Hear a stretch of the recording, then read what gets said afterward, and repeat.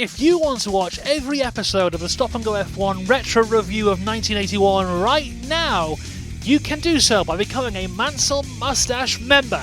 Click the link in the description below.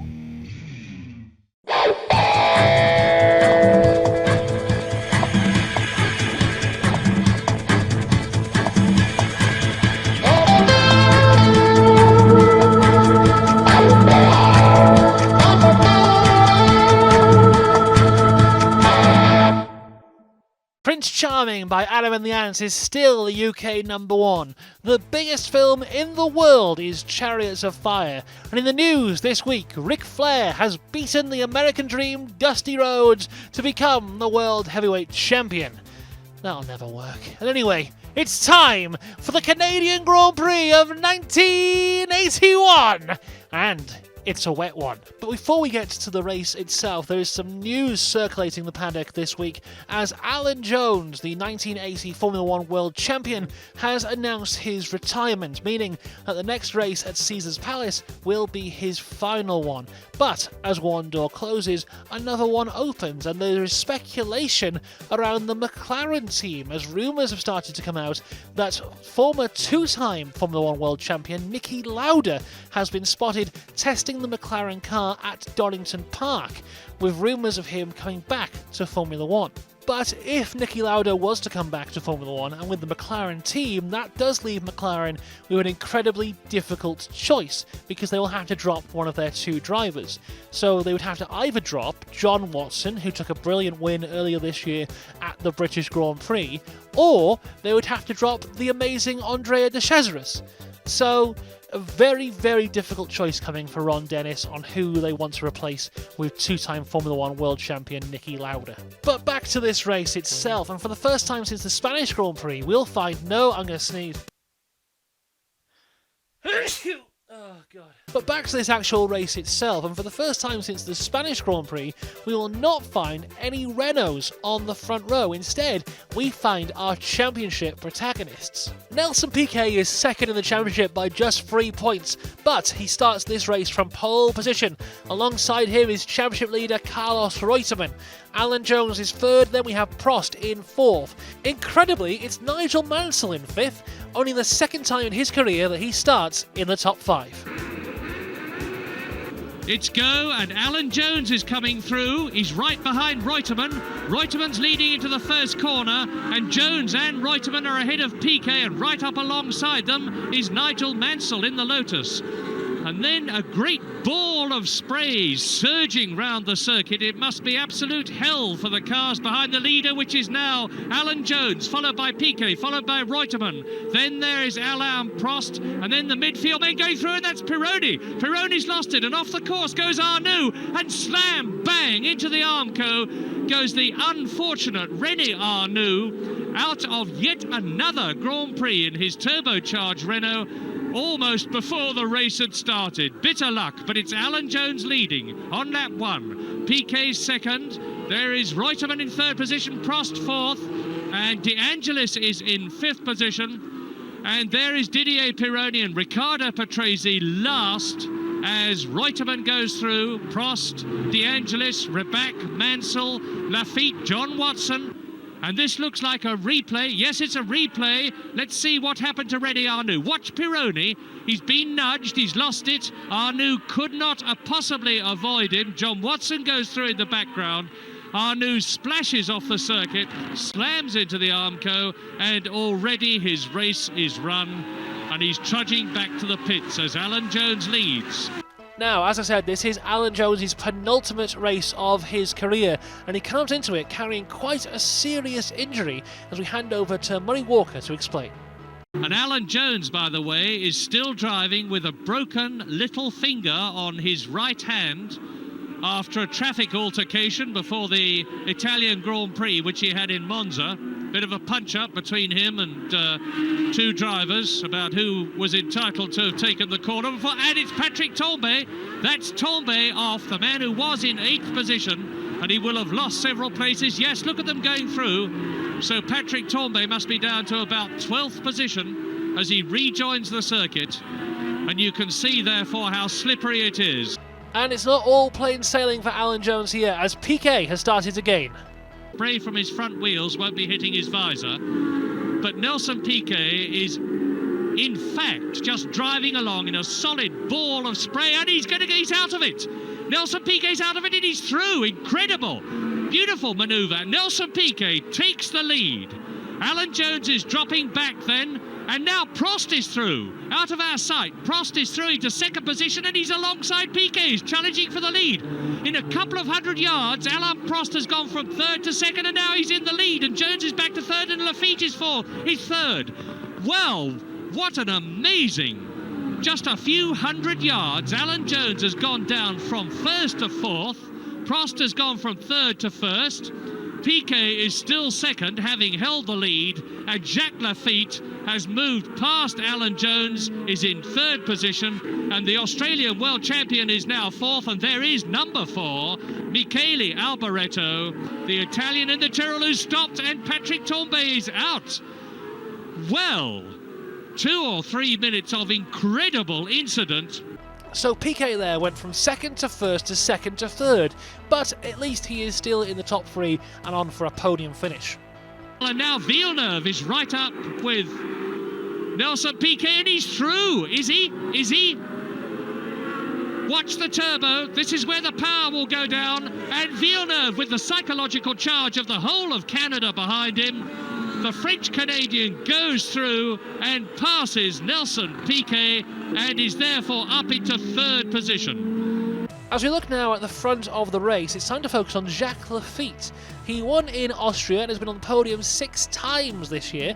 Only 1 time this year has he finished a race and not been on the podium, and that consistency has put him unexpectedly in the title hunt as we get close to the end of this year. He's currently 15 points behind Reutemann and will need to be within 9 points of championship leader at the end of this race if he wants to be in contention for the series finale. Had the news that he's on the wrong tyres, as is Reutemann, but Lafitte and Prost most certainly are not on the wrong tyres, nor is Villeneuve. There he is, still in third position. And we've also had the news that this is definitely Lafitte's leading. Lafitte's through. Lafitte's through. The 4th leader, and how easy Jacques Lafitte made it look. First of all, Alan Jones led. Off goes Mario Andretti, trying to rejoin the circuit in his Alfa Romeo powerboat. Just look at the water. Look at his front wheels splashing through as he struggles to get back onto the tarmac and get some wheel grip. Now, Gilles Villeneuve is out of contention for the title this year, but this is his home race, and he'll be wanting to put on a great show for the fans, just like he did when he took his 2 wins this year in Monaco and Spain. And it's a mark of Gilles Villeneuve's superb driving at the moment that he's actually with Prost, who's one of the better handling cars, and Villeneuve challenges just to show that I am right. An ace driver at his very best. Prost will have nothing of it, holds him back. But I imagine it's only time before Villeneuve gets through. He's in the right position now to challenge here, and he's doing it as they disappear from sight. Villeneuve goes right up alongside Prost. Has he got past him as Watson is 4th? Let's look. Yes, Villeneuve is through and up into second position, and the Canadian crowd will go mad when he comes into their sight at the end of the lap, seeing their local hero now in second place as the leader. Jacques Lafitte goes through. Let's check in now on Alan Jones, who was leading the race at the start. There's Alan Jones. I think Alan Jones is turning it in. We've got contact with the Williams pit, and I'm sure we'll get a message. It looks to me... What's that in the background? That is Pironi's car. That is Didier Pironi that I was just talking in such glowing terms about, and off go 2 more. That's a Brabham. It's not Piquet, it's Ribac. Ribac stalled in the middle of the circuit. Jean-Pierre Jarier on the right.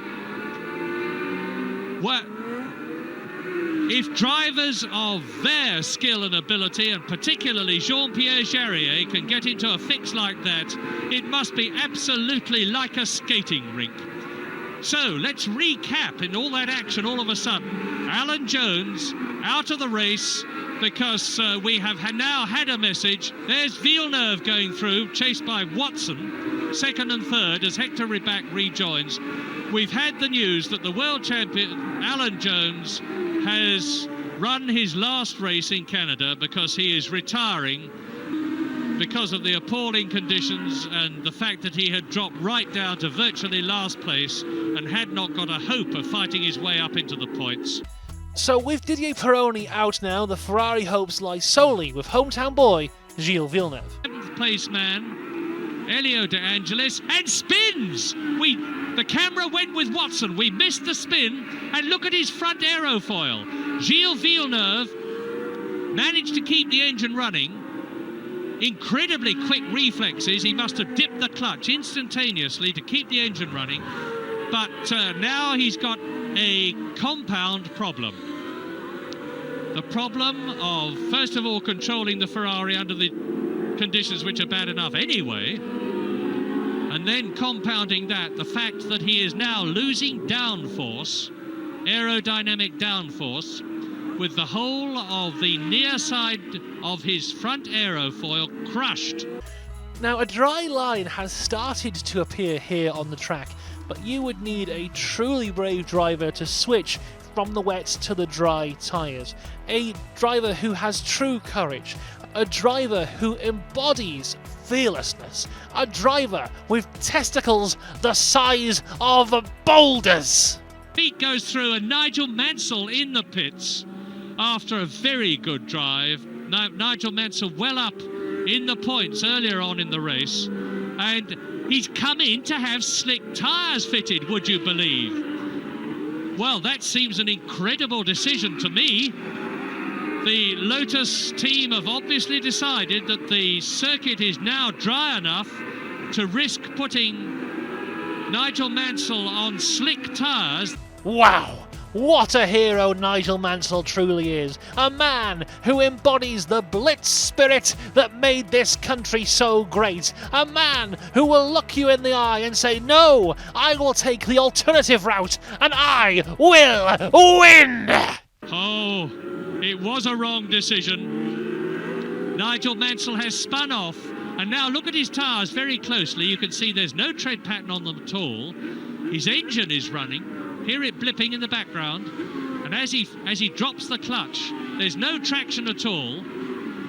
It's just like driving on ice. You can see the car slithering about as the marshals push. In fact, they're going to get him on the circuit the wrong way if they're not jolly careful. Cars streaming through all the time. Nigel keeping his cool, as he always does. And look at the rear wing, it's very badly bent. The marshals must have bent it as they were pushing the car back. Oh, now he's in real trouble. He's lost downforce. He won't know it unless he looks in his mirrors. But Nigel Mansell will have lost downforce, and that will affect the handling of the Lotus. Okay, well, that hasn't gone well, but it can't get any worse. And his skirt's broken. Look on the right-hand side of the car as you look at it. That flapping underneath. Well, look, his rear wing might be broken. His skirt might be broken, but has he given up? No! That's the blitz spirit of Nigel Mansell, to look you in the eye and say, yeah, I may be hurt, but I'm not dead, and I will carry on!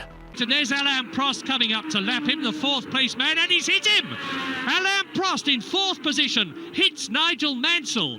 And Nigel Mansell goes on, there's a piece missing from one of the cars, and Alain Prost, 3 times Grand Prix winner this year, well in the points in this Canadian Grand Prix, 4th position,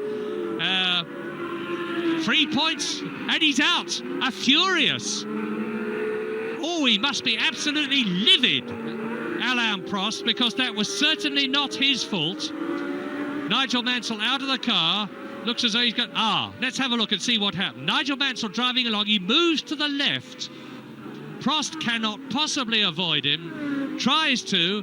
Look at the way Prost looks to see which way he's going. Nigel Mansell spins off, hits both ends of the car, front and rear against the Armco. Keeps going, but the front is off Prost's car. He's out of the race. And there's another bitter disappointment as we rejoin the front of the race to see Jacques Lafitte, the race leader. God damn it! Well, God, it's time for the amazing Andre de Cesaris. The amazing Andrea de Cesaris. Leading, and he's up to the 6th position. He's up to the battle with De Cesaris, and De Cesaris going through to take 5th, and he hits Piquet. Well, another wild manoeuvre by De Cesaris, which darn nearly took Piquet in 5th position out of the race and might well have taken the race leader, Jacques Lafitte, out as well. And I wonder, replay, that's good. Now, Piquet on the outside is harpooned by De Cesaris. De Cesaris spins off, Jacques Lafitte backs off and avoids him. De Cesaris drives on, and he's going to try and get back on the circuit. And now Jacques Lafitte is up to the 5th place man. He has lapped everybody up to 5th place. The amazing Andrea de Cesaris. Well, this is going great. Shall we go back to Villeneuve? Lotus is now up into 6th position, and look at Villeneuve. What a deterioration in his situation, because that spoiler is now blocking his sight, and it will be a big question of whether the Canadian officials will have the courage to risk being lynched by bringing French-Canadian Gilles Villeneuve in through possibly being a danger on the course, because he certainly can't see properly with that spoiler sticking up in front of him. He must be driving the car by looking at the sides of the circuit. And for that matter, will Gilles voluntarily come in, or will he still go for 3rd? That is a silly question, because Gilles Villeneuve will never voluntarily give up, and off comes the wing, and he immediately had the car half spin as the wing came off and affected the balance and handling of the car. But now, paradoxically enough, with that spoiler off, things will be much easier for Gilles Villeneuve. And it looks to me, let's have a look again. See the wing dragging. Now he brakes, the front of the car dips down and therefore nudges the wing up. Watch it carefully. Down goes the front of the car when the brakes go on, up goes the wing. The wind, the force forward movement of the car and the wind pressure blow it safely out of sight. Gilles puts on full right lock, controls the car magnificently, holds his 3rd position, and into the last lap with Jacques Lafitte having lapped Michele Alboreto, and with John Watson only about 3 or 4 seconds behind him, the virtually certain Canadian Grand Prix winner of 1981, Jacques Lafitte.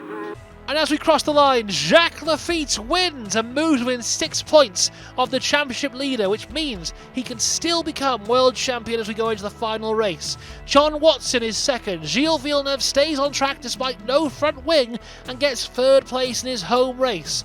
Bruno Giacomelli is 4th in the Alpha. Piquet is now 1 point off Carlos Reutemann in the championship. Then it was Elio De Angelis in 6th.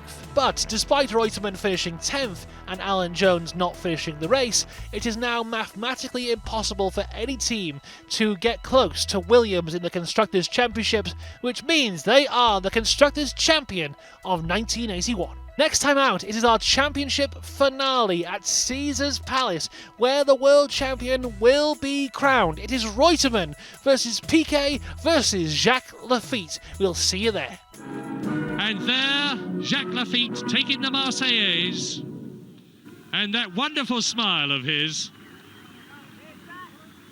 Jacques Lafitte on the podium, and as he and John Watson and Gilles Villeneuve spray the champagne, the scene is set for October the 17th, the last World Championship Grand Prix of the year on the new circuit at Caesar's Palace, Las Vegas, and we hope you will join us to watch what is going to be a very stirring race.